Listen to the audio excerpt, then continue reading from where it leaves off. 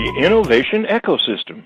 In Atlanta, it continues to expand as more and more enterprise icons are developing centers across the metro area to provide resources and support for students, entrepreneurs, and startups, all to accelerate the creation of new companies, new jobs, and the growth of Atlanta's technology industry's global leadership. Greetings, everyone, and welcome from the Technology Association of Georgia.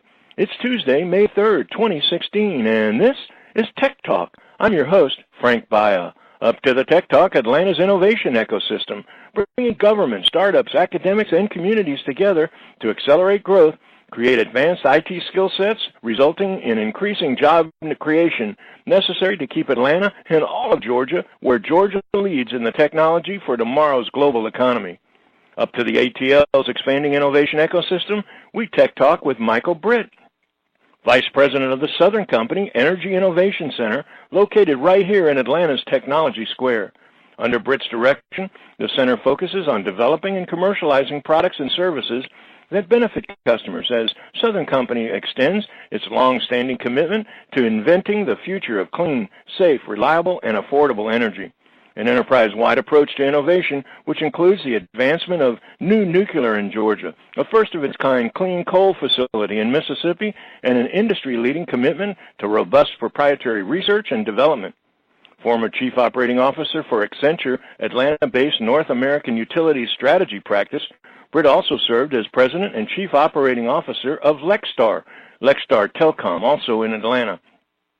While at the Southern Company, he served as an assistant to the Chief Information Officer, Director of Mass Market Strategy, and Vice President of the company's Southern Telecom subsidiary.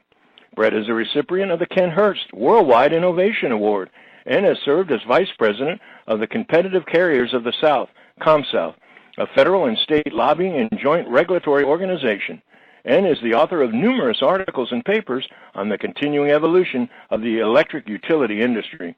It's a Tech Talk exploring how Atlanta is rapidly becoming the center of the innovation ecosystem as we Tech Talk with Vice President of the Southern Company's Energy Innovation Center, Michael Britt. This edition of Tech Talk is brought to you by GlobalSpeak.com, new media consultants, corporate video and audio communications, video and audio production and distribution, live and virtual event production. Tag TV and Tag Radio is a service of GlobalSpeak.com, creatively delivering powerful marketing, video, and audio solutions. Michael, welcome to Tech Talk. Thanks, Frank. Great to be here. Can there possibly be a hotter subject that gets more buzz than innovation? I think it's probably one of the almost overused, although I can't think of a better word or another word that would describe what has been going on in terms of the disruption of the whole technology environment. Certainly with disruption in some of the things that you're getting involved into, and let's jump right into that. Let's talk about innovation, starting out with the idea that it is obviously such an important part of the company's operations, but maybe just to give us an idea specifically as it relates to the Energy Innovation Center, and what ideas and partnerships are you guys advancing? Well, I'll tell you, you mentioned how hot it is. We're right there in Tech Square where there's so many corporate innovation centers sprouting up, and I think everyone's searching for the same thing, which is really the opportunity to engage with with ecosystems of startups, other corporations that are developing new technologies, new solutions for customers. So for Southern Company, in our operations, which include a number of our utilities, Georgia Power, Alabama Power, Mississippi Power, and Gulf Power, we represent 4.4 million customers in the Southeast, and we're privileged to serve them every day, but part of what we're trying to do is bring new solutions to them, bring partnerships with companies like Tesla and Nest and others to help improve the offerings that are available to our customers and to really help make our product easier to use. Well, there was a time when we used to say an economy of ideas. Certainly, I think ideas rule the roost anymore, and And it used to be maybe solutions, in terms of having a problem, and then I think the original hackers and I'm not talking. I'm talking about the original almost hobbyists that began looking at at technology and looking at computers, and if you've ever dealt with them, and I know you have, they're big on problems. They really like to solve a problem. When it comes to innovation, that's an interesting concept because that isn't always a problem. That's an opportunity. So I think one of the things that we've evolved into, and share that with us, is that we are now not only an economy of ideas, we're an economy of innovation. So it isn't about just solving problems, it's about what's possible. So when you talk about something like, say, for example, I know in your space, everything from electric transportation to all the way to indoor agriculture, it's an issue of as much solving the problem as what else can happen, what other opportunities are there. Maybe kind of expand a little bit on that aspect of it. Well, absolutely. I mean, I think you hit it right on the nail right on the head. I mean, the reality is that with advances in computing technology and you keep going with Moore's law, you keep going with all the other Metcalfe's law and things like that in terms of the value of the network. As more and more things become connected, and as more and more things can become connected, because virtually now anything can become a computer. I was at CES in Las Vegas, and water bottles have computers in them now. Absolutely. So it's literally becoming, everything can be connected, and the more things that are connected, there's greater value. So what is the potential of the connected community, the connected vehicle, the connected home, and a smart city overall? You mentioned indoor agriculture. That's an excellent one.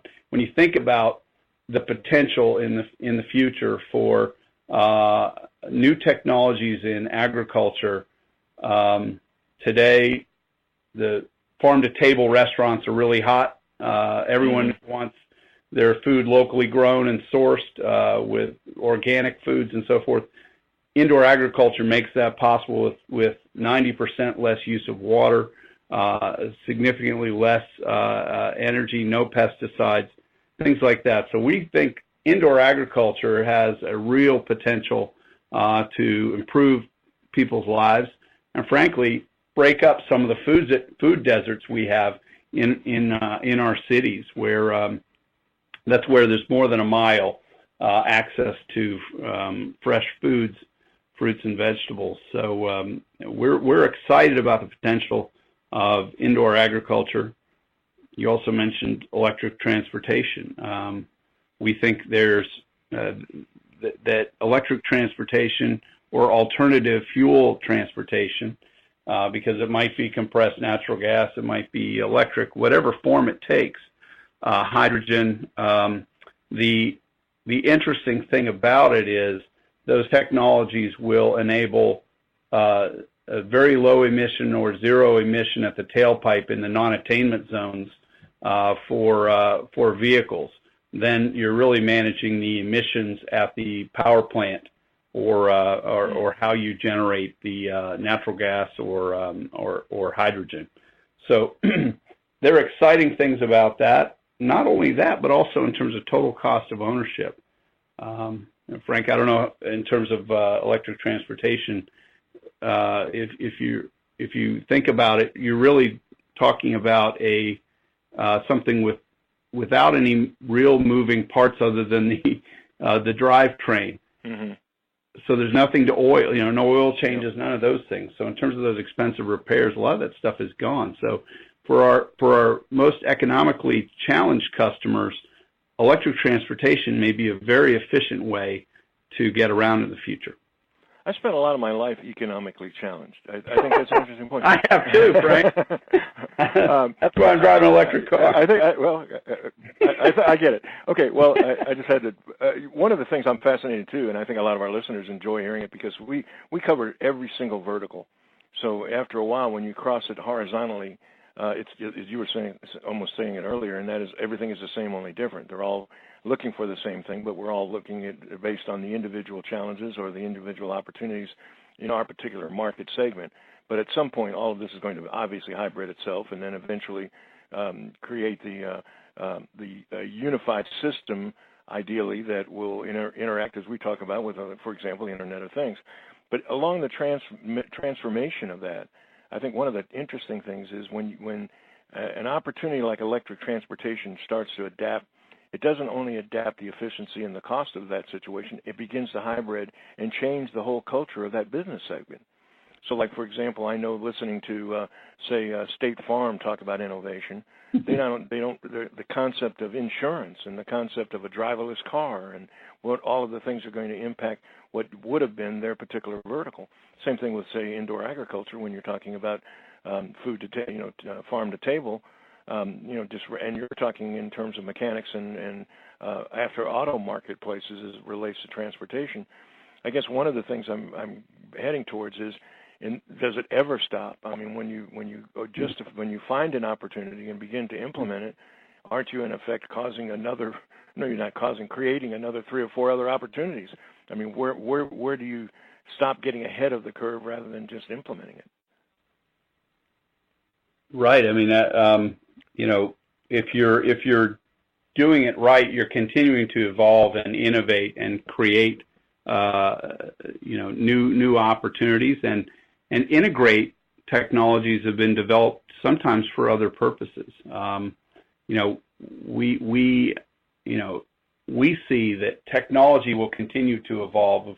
If the past is any guide for the future, and continue to evolve more quickly. So I think every business is trying to first understand how technology is evolving. Second, how best to take advantage of those evolutions in technology to provide new solutions for our customers. And then finally, where there are opportunities to change our business models to disrupt yourself ahead of being disrupted by others. But if you stop evolving and stop innovating, then you become you're at risk really for disruption in this kind of technological age we're in. When you talk about Technology Square and the amount of innovation centers that are opening, and earlier you mentioned something about everyone trying to idealistically find the same thing or find the same idea, new concept. Right. What do you do? What does Southern Company do in particular to either attract it? It used to be a case where it would have been organic. Ideally innovation would have been self-generating from internally. Now I think that's the last place we look for it. I think we have more of a tendency of what we now call hackathons or right. App party or whatever it is that we're trying to do. How do you guys attract and do you look for diverse partnerships, and where do you go about finding them? Do you identify them first, or do they come to you, or is it a combination of both? We want to be in the position where everyone comes to us. But we're not at that point yet. I think we want to be, and one of our objectives is to be the partner of partners in the utility space. We think we represent that, but really today we seek relationships with companies that we think have something unique to offer. We think that particular company, together with our services, provides something that today is not available to one of our customers. We want it to be available to our customers. So we're really looking for those kinds of solutions that are going to help us find new solutions for customers, deliver greater value to that customer, and so forth. So, but it's primarily we're seeking those relationships from companies like Tesla and Nest and others. Well, and again, I mean, some of them obviously it's a case where either Nest knows it needs to partner with an organization like yours, or that you're looking, as you're mentioning, a unique selling proposition or a service opportunity for one of your customers.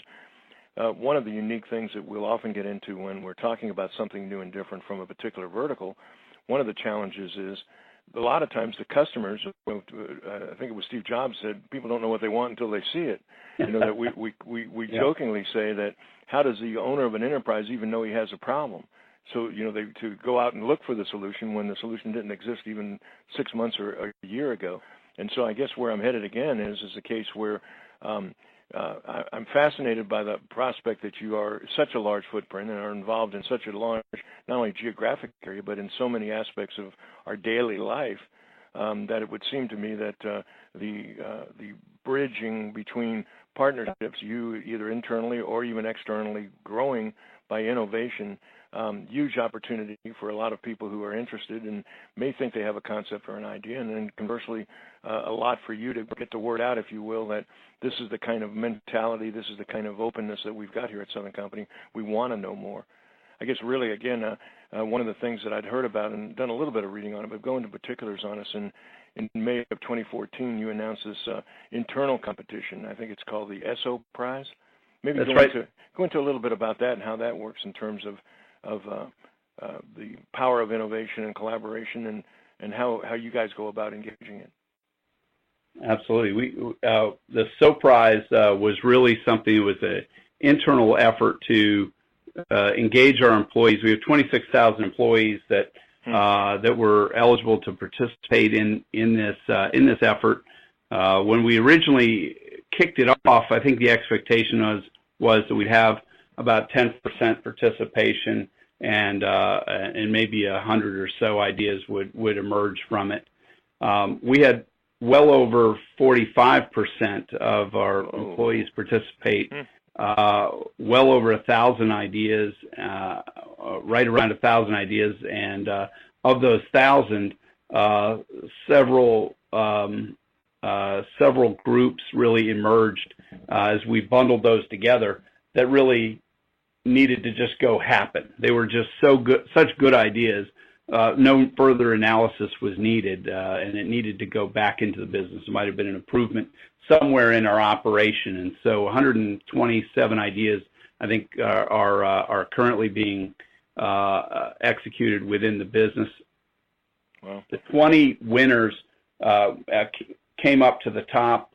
Those 20 were some of the best of those ideas. We had further crowdsourcing of selection of those ideas, and an executive team looked at them, and there were 6 winners that emerged. Wow. One idea, again, was so good it went right back into the business. 2 were longer term. Can you share with us what some of those ideas were? And Sure. Tell us a little bit about that part of it, because that's powerful, absolutely powerful, Michael. And let's specifically, what ideas stood out? Sure. So one was using drone technology, UAS technology to inspect our lines. Today we use helicopters to ride the transmission lines and inspect them for corrosion of certain devices, and really the overall performance of our transmission, long-range transmission of power, is really a subject of impact if you have failing arresters or other components on the transmission line. So we would use a helicopter to do that. Well, it's potentially more effective to use a drone if you can use that. It gives you longer time over the target to take a look at each device, create what's called a point cloud, where you're able to shoot multiple pictures of something and create a three-dimensional image and model of the tower, transmission tower. Wow. So it gives you much greater granularity of information. You're able to identify more of how it's performing. So those kinds of things are great examples of again, the UAS technology was one. It was just so good, we put it out into the business, and we've been working with that for about a year now.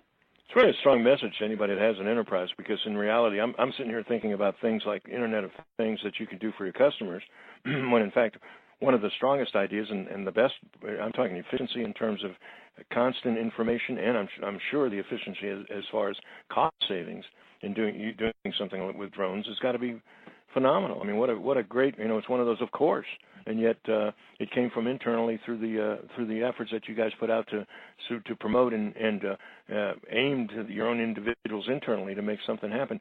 We're quickly running out of time. I'm going to ask Michael that you let me invite you back for a future one, because I really would like to get into more not only of what you're doing, but how it turns to be best practices for a lot of our listeners, not only to be interested and learn more about Southern Company, but to learn and maybe understand and be insightful to the things they may be doing in order to stay competitive in today's economy. But before I close, I got to ask you this question. Why did you choose the Energy Innovation Center at Tech Square? You guys could have gone anywhere. Well, this location in particular at Tech Square is really a growing part of Midtown. It's an area that puts us right in the heart of Georgia Tech, where the students are readily available. There are incubators all around, Venture Labs, ATDC, CreateX, programs like that that are really inspiring startups. The Atlanta Sandbox with their garage, all the things that are happening right there it's really the beating heart of technology in the area, and the number of corporate innovation centers that are there. We just thought it was a real natural. It is a tremendous location, a tremendous resource, and we're very excited to be a part of that Tech Square innovation community. Well, Michael, as I was mentioning, I am going to ask that an opportunity to invite you back again for some more conversation. Obviously, gaining from Tech Square, there's also the other side of it, and that's the Southern Company giving into and giving back to that environment, just what you described in terms of the excitement and energy. I'm sure that it's got to be pretty much a sort of obviously an exciting feel. You can just walk into that area anymore and just feel, it seems like you can almost feel the innovation. But obviously so many things that you guys are involved in, so many activities that are interrelated to other businesses and enterprises that are involved in the tech spectrum. I'm going to ask you to come back, but for right now, let me tell you thank you so much for taking time out of, I know, a very busy schedule to join us for just a few minutes today on Tech Talk. Thank you so much, Frank. I look forward to the opportunity to come back and have a chance to speak with you again. I really appreciate this chance to be with you today.